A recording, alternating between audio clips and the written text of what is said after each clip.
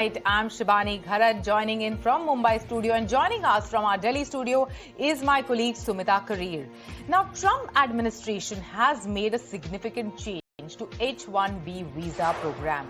The random lottery system that selected visa beneficiaries is being replaced by PROCI that will prioritize allocation, in fact, of visas to higher skilled and higher paid individuals. Now, the new guidance is latest amid an intensifying crackdown by the Trump administration on immigration, both legal and illegal. The H-1B visas are used by corporations in the US to hire foreign talent, and Indian professionals are amongst the largest group of H-1B visa holders in the United States. It's quite interesting, the kind of developments that we have seen, Sumita, over the last couple of months only. In fact, the kind of changes that have been implemented on the process and the allocation of the H-1B visas. Absolutely, and this is related to Donald Trump's immigration policy, which has come under quite some criticism from some of his own people as well. In fact, in the last few weeks itself, the immigration system in the United States has witnessed many changes, like you stated, from social media checks of all H-1B and H-4 visa applicants that led to disruptions and delays in appointments, to even the introduction of Trump Gold Card that aims at inviting immigrants to the United States at a huge price. The Trump administration has indicated that the doors of the United States are now open only perhaps for the rich and the highly skilled. So the big question, ladies and gentlemen, that we are asking on the show tonight: how will US policies affect India and also the world? We will be discussing all of that and more in this edition of India Tonight. But let's, before we discuss that and bring on board our guests who are joining us in a short while on the show, let's go across to my colleague Snehi Shah, who gets us a report on the latest move by the United States on H-1B. Well, yes, so the US is changing how H-1B visas are going to be allocated from now on. The lottery system, which has been in place for quite some time, is going to be replaced with a wage-weighted selection model, and this is going to be implemented from the 27th of February next year, that's 2026, and this is going to begin for the FY27 cap of around 85,000 visas that are going to be applied for. Now, under the new assignment system, each applicant is going to be ranked using the US Department of Labor wage data. Wage level 4, which is going to be the highest level, and the highest paid level, is going to get 4 entries into this lottery. Level 3 will get 3, level 2 gets 2, and of course level 1 will get 1. Now, the purpose of this is that this is likely to reduce the odds of the wage level 1 applicants by 50%, and this really pushes the chances of the higher paid wage laborers, that is the higher skilled laborers, by about 2 to 4 times. So that is the rationale behind selecting this system.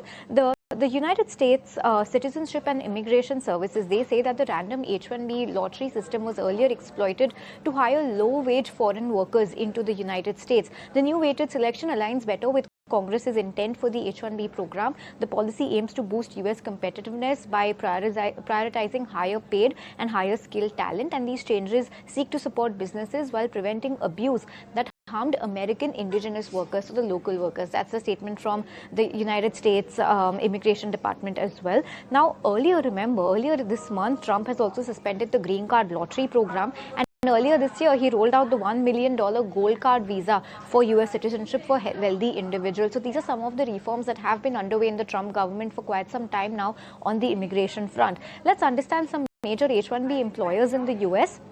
Amazon employs around 10,044 people, more than 10,000 people that are benefited by this H-1B visa. Then you have TCS, the first Indian company, and 5,505 people. Microsoft, Meta Platforms, Apple also have employees overseas who are using this H-1B visa to work and stay locally in the US. Let's understand the India impact of this. For TCS, 5,500 of its employees are in the US on this visa. For Infosys, it's slightly more than 2,000. For LTI, Mindtree, more than 1,800 employees. For HCL Tech, Wipro, as well as Tech Mahindra Americas as well, they have a good amount of employees that are using this H-1B visa to work locally in the US. So that is going to be the impact. This is going to push towards more localization of Indian talent back to India, and maybe an uptick in global capability centers as well. So that's the take on the new H-1B visa, and this lottery system that was in place for so many years now has been eradicated.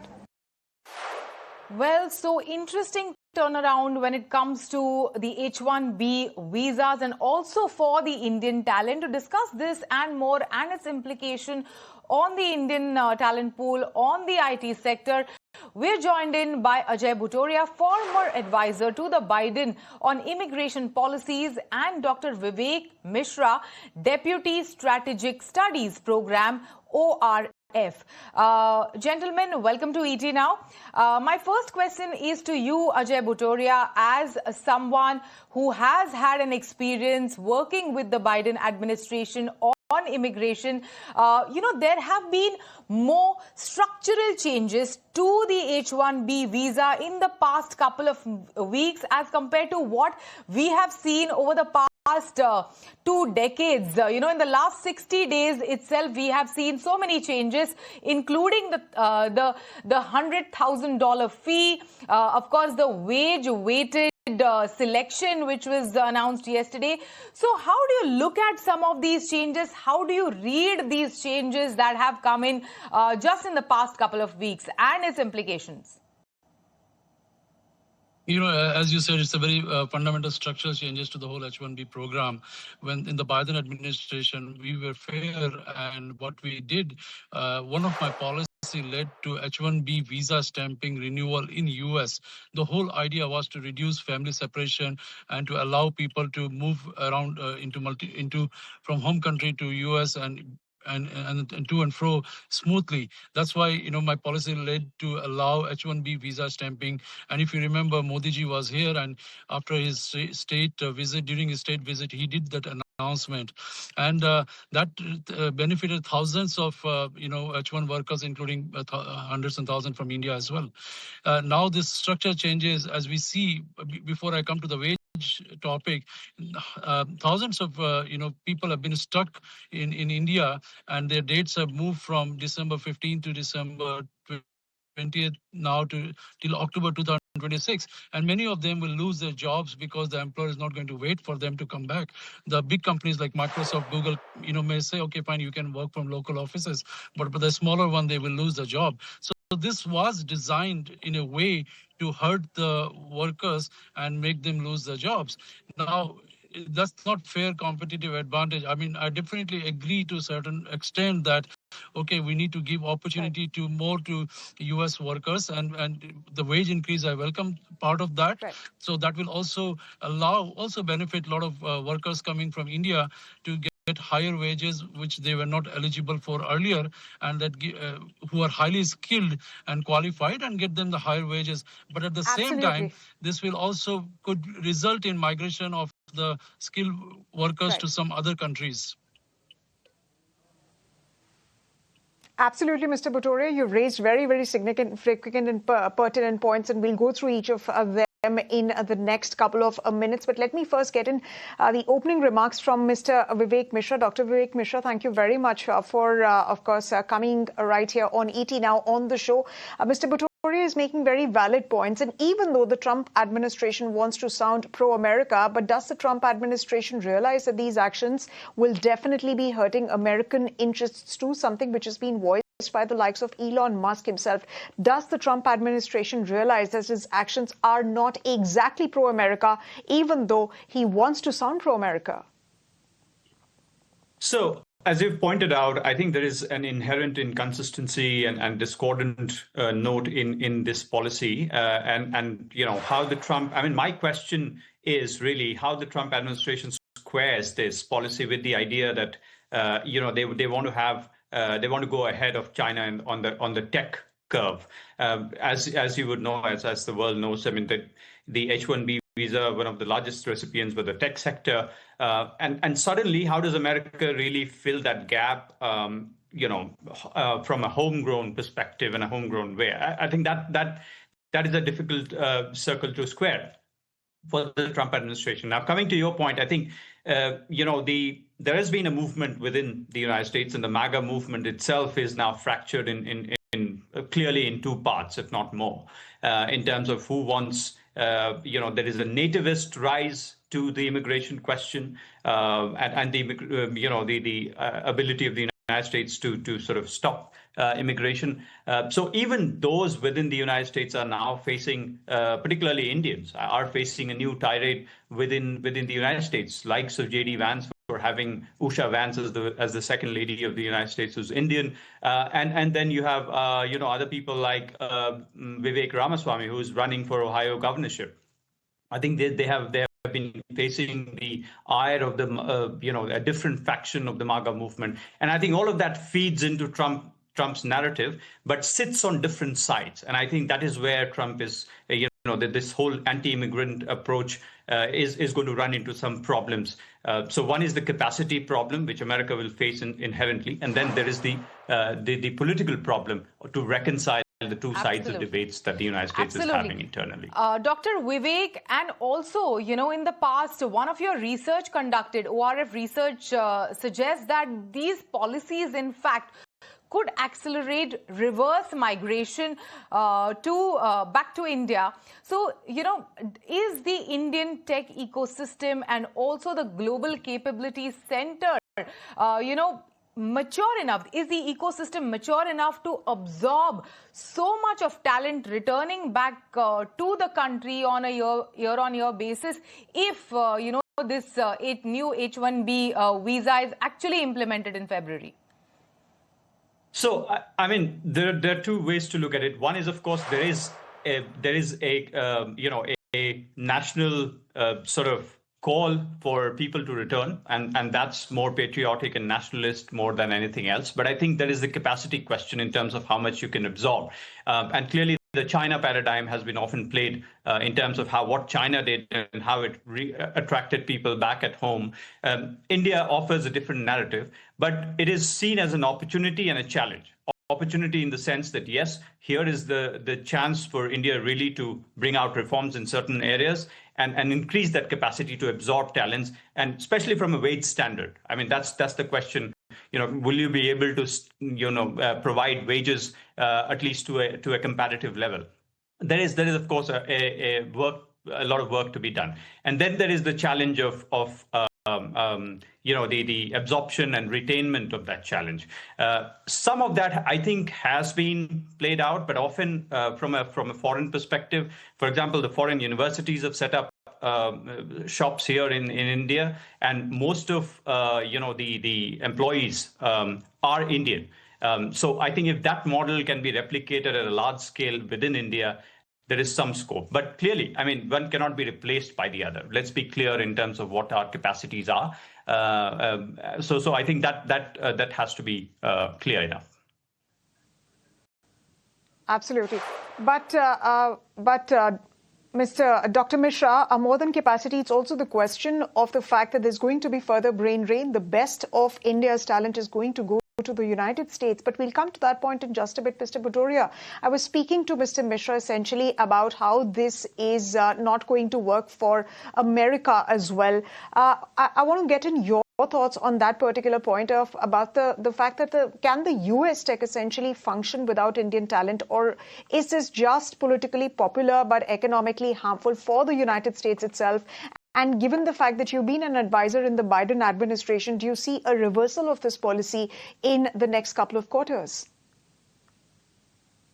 In the President Biden policy was always human-centric and pro-innovation and supporting America's growth.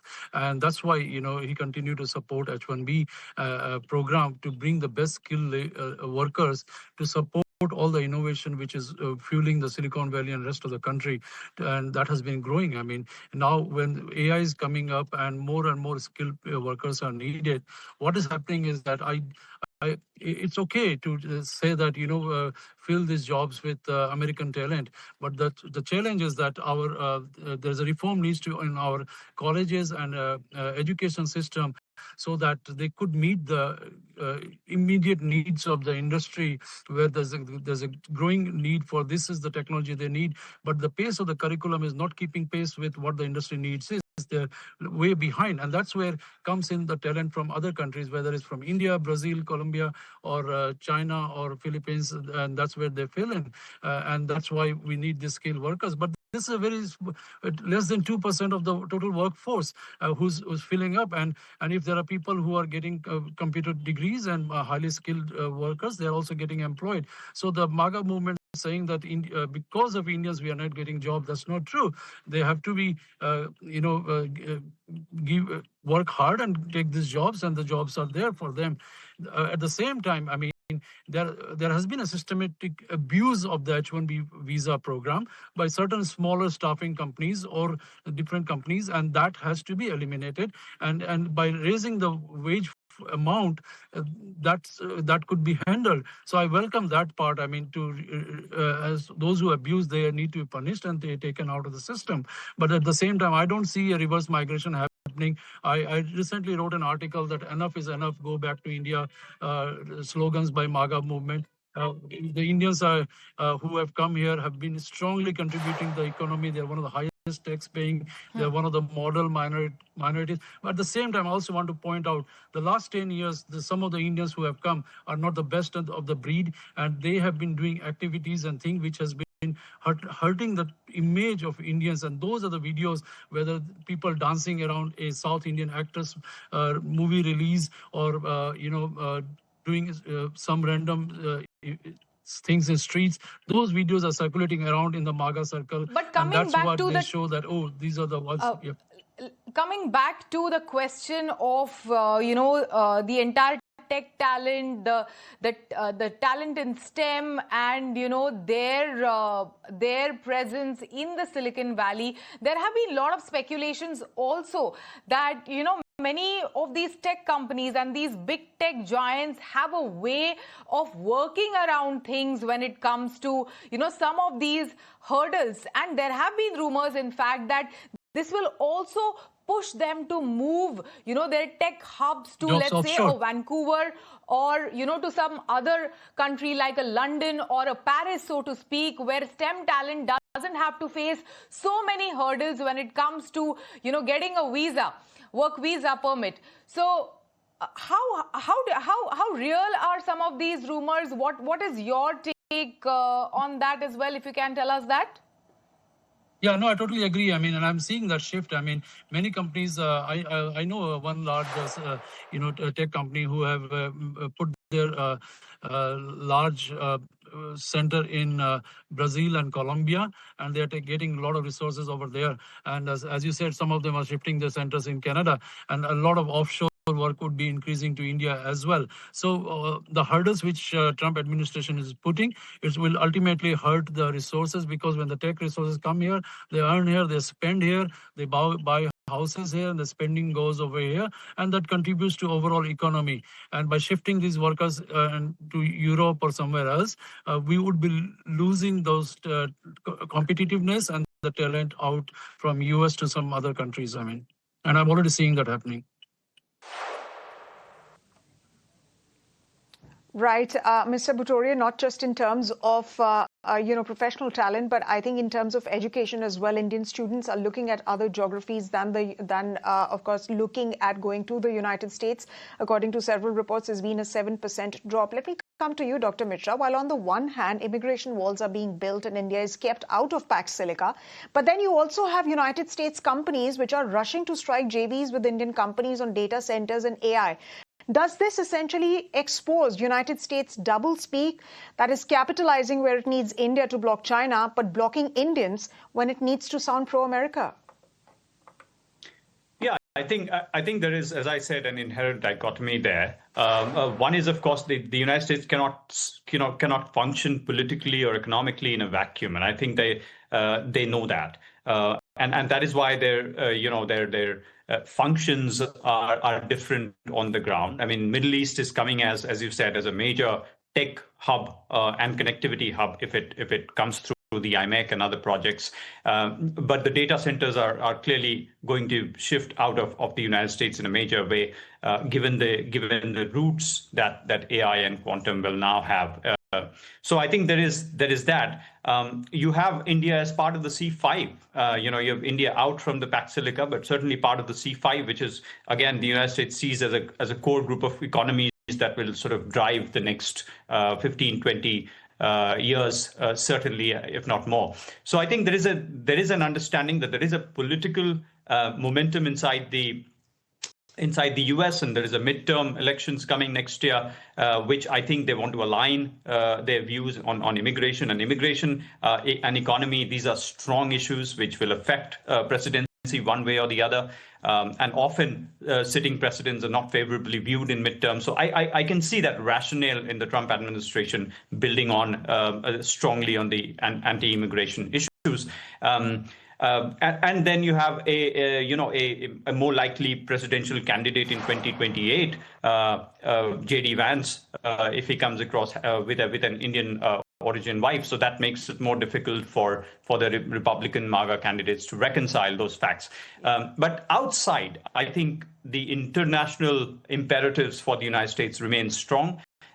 Because if you look at the national security strategy, which just came out, it harps highly on the idea of Indo-Pacific, on the idea of propping other allies like India to keep the Indo-Pacific open, secure, and free. So I think those narratives will have to be seen from a domestic perspective of what's happening in the US and an international imperative that is weighing heavily on the United States. Also, let's touch upon briefly, Dr. Vivek, on the issue of, Indian students heading to US for education.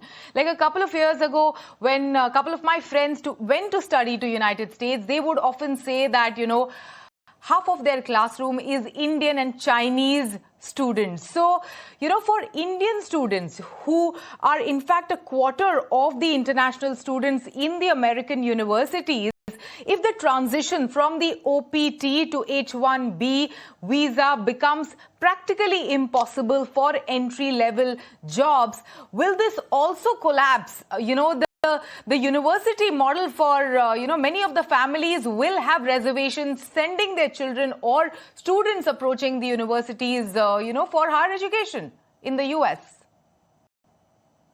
Absolutely. I think that the numbers, if you see since the Trump administration brought out this policies in the last 6 months, numbers have already dropped. The willingness, as I often speak to students, have dropped in the US. I think they're looking for greener pastures where there's less domestic resistance to the idea of not just Indian, but I think the idea of being alien to some land and going and studying abroad. So I think people are looking at different geographies, even from a tourist perspective. I mean, if you look, people from India are looking at different geographies in terms of where to go. So I think that sentiment has definitely been heard. But I think the larger question to my mind is, the Republican Party at some point will have to reconcile from some of these ways. And I think because the Indian community in the US is so strong and has been a law-abiding coterie in the United States, I think that cannot be ignored. And I think at some point, the Republican Party will have to reconcile with that weight and probably soften this narrative on anti-India and if it is Trump or beyond Trump, we'll have to see. But I am more optimistic of what happens after the midterms. All right, Dr. Vivek Mishra and Dr. Ajay Bhutoria, thank you very much for joining us tonight on ET Now on, of course, India Tonight, and discussing the big story. It remains to be seen how this really pans out. The IT companies whom we've spoken to, they say that this is not a big matter, but of course the impact is going to be wide-ranging. There's going to be an impact on the kind of hirings that these companies essentially undertake, given the fact that a bulk of the talent, the best talent, is something that the United States is looking at attracting via the H-1B visa changes. Well, on that note, thank you very much once again, Mr. Bhutoria and Dr. Mishra, for joining us here on India Tonight. Thank you.